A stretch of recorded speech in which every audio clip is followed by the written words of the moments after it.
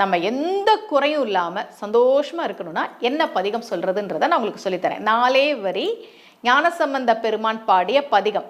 அதை நீங்கள் ஒவ்வொரு நாளும் பாராயணம் பண்ணுங்க. தினமும் சொல்கிறதுக்கு நேரம் இல்லைன்னா எப்பெல்லாம் நேரம் கிடைக்குதோ அப்போ சொல்லுங்கள்.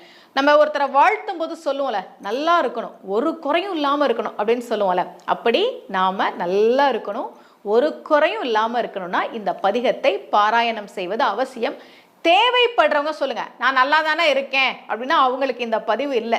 யாரு கஷ்டப்பட்டுட்டு இருக்கிறாங்களோ, வாழ்க்கையில நிறைய குறை இருக்கே, எப்போ இதெல்லாம் சரியாகும் அப்படின்னு மனசுல சஞ்சலத்தோடு இருக்கிறாங்களோ அவங்களுக்கான பதிவு தான் இந்த பதிவு. அந்த பதிகத்தை நான் சொல்றேன். துஞ்சலும் துஞ்சல் இல்லாத பொழுதினும் நெஞ்சகம் நைந்து நினைமின் நாள்தோறும் வஞ்சகம் அற்று அடி வாழ்த்த வந்த கூற்று அஞ்ச உதைத்தன அஞ்சு எழுத்துமே.